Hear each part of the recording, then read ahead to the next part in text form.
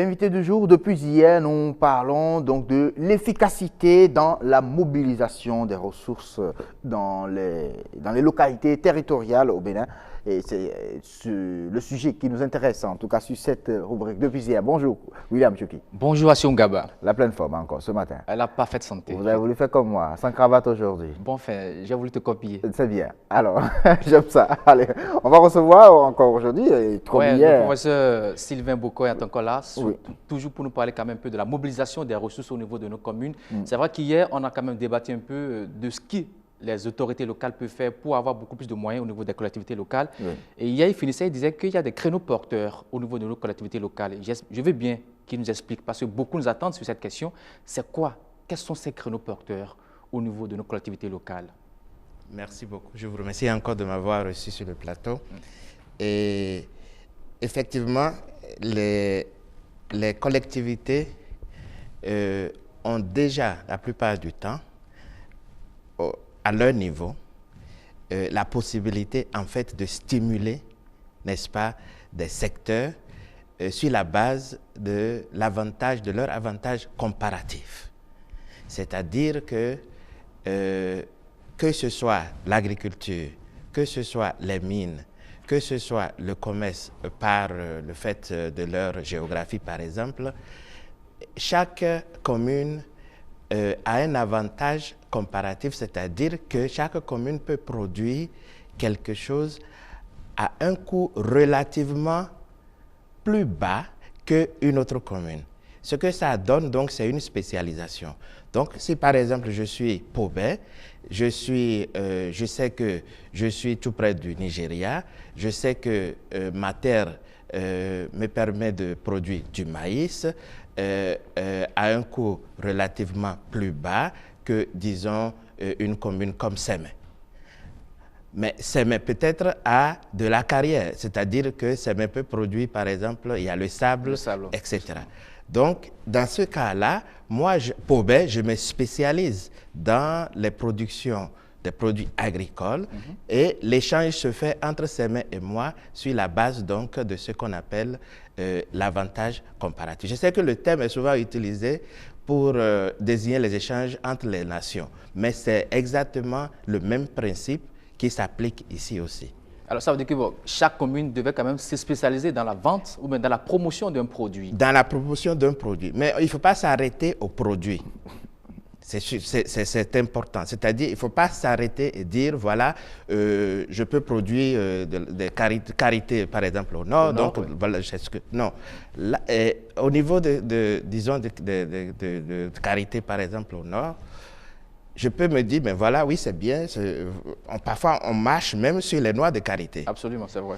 Alors, pourquoi ne pas investir dans une petite industrie de transformation au niveau de la commune, de transformation de la noix de karité, pardon, en produits de beauté. Ça coûte très cher à l'extérieur, les produits de beauté qui sont basés sur la noix de karité. Donc, il ne faut pas qu'on continue à être exportateur ou bien producteur des produits primitifs, des produits de base, mais qu'on puisse voir comment élargir un peu. On va en arriver là. Est-ce que vous voulez que les communes s'approprient, parce que déjà sur le terrain, l'État a quand même mis en place de petites structures de transformation de ces produits. Vous voulez maintenant que les communes s'approprient cela? Exactement.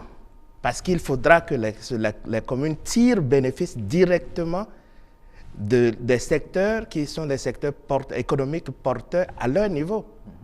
C'est comme ça qu'ils vont, puisque hier on avait dit quoi, les communes n'arrivent pas à mobiliser les ressources propres.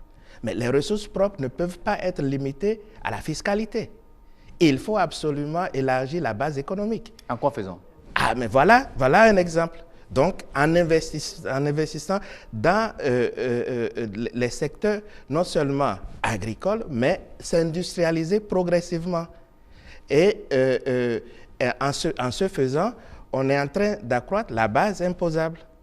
Et quand avec l'accroissement de la base imposable, ça veut dire que le revenu va s'accroître naturellement. Vous n'avez même pas besoin de rehausser le taux d'impôt. Vous voyez. Donc, en créant, par exemple, en investissant dans les petites et moyennes entreprises au niveau de la commune, en mettant un programme de microfinance. Je sais que le gouvernement a beaucoup travaillé dans ce domaine, il y a beaucoup de succès dans ce domaine.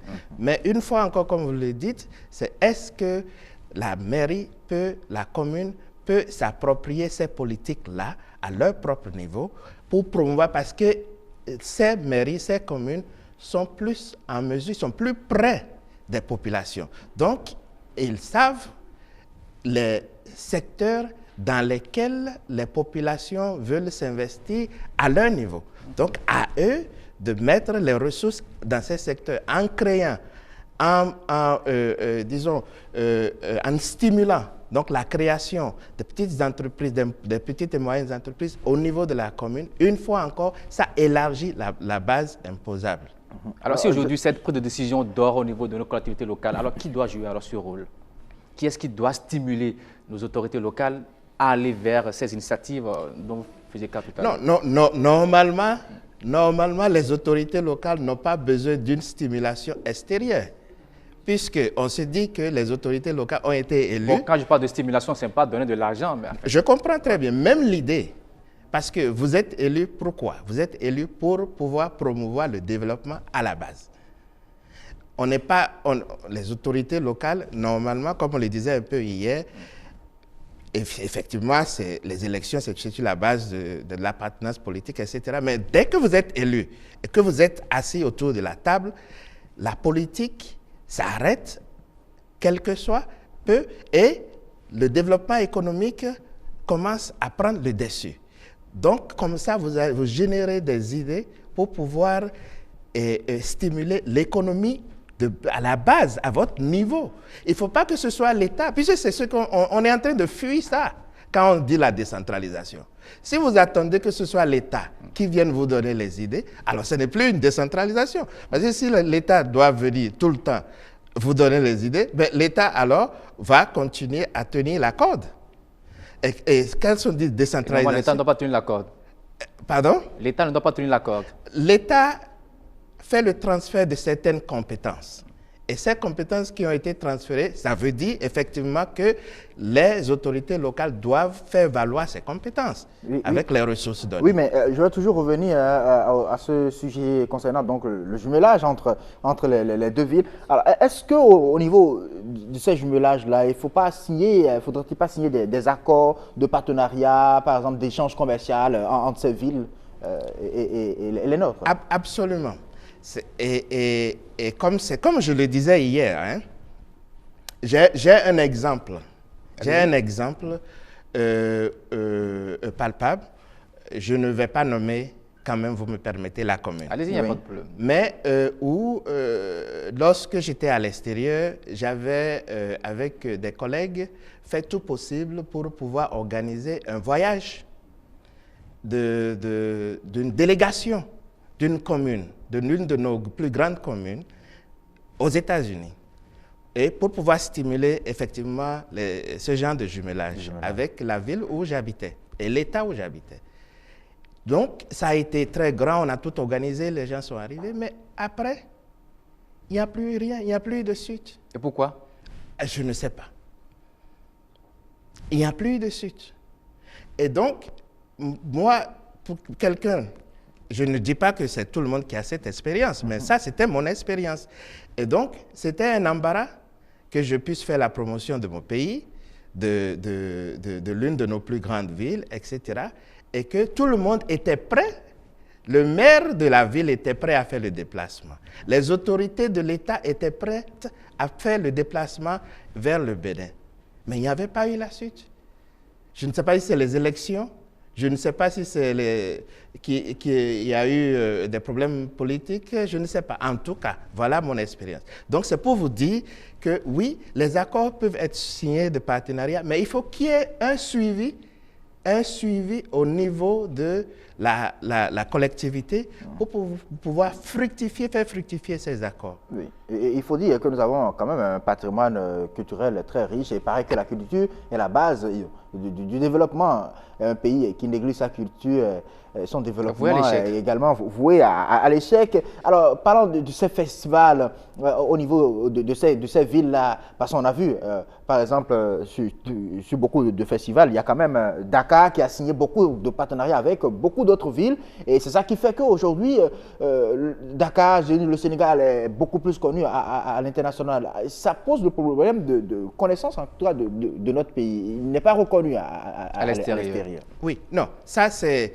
Le problème peut-être est un peu plus large que ça. Je pense qu'en général, on devrait suivre une politique de promotion de notre culture en général, dans tous les pays.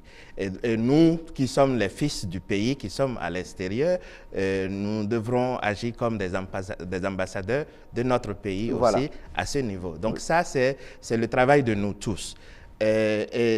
Donc, ce que vous dites est absolument vrai. Si la promotion de la culture peut conduire, parce que c'est ça, c'est la suite qui... Moi, c'est ça. Il ne faut pas qu'on aille danser, qu'on aille faire la fête, et puis on revient, et puis c'est tout. Aucune de nos villes n'a un festival. Mais voilà, donc on peut développer ça, mais à la fin, qu'est-ce que nous voulons? Nous voulons que les gens nous connaissent à travers, n'est-ce pas, la promotion de la culture pour pouvoir investir chez nous. Chez nous, c'est ça. C'est ça la finalité. C'est ça. Donc, si la finalité, c'est la promotion de la culture, et ça s'arrête là, non, ça ne va pas nous amener à l'atteinte des objectifs du développement à la base, si ce n'est que ça. Mais ça peut être une conduite. Et là, je suis absolument d'accord, parce que là, les accords qui seraient développés dans ce cadre d'échanges culturels sont souvent des accords qui vont durer. Alors, est-ce que si aujourd'hui, la plupart de nos communes peinent à décoller, est-ce qu'il ne se pose pas un problème de ressources humaines de qualité? C'est ça. Et hier, je l'ai mentionné et aujourd'hui, j'insiste là-dessus. En réalité, peut-être que à la base de tout ce qui se passe, c'est le manque, l'absence de ressources humaines de qualité.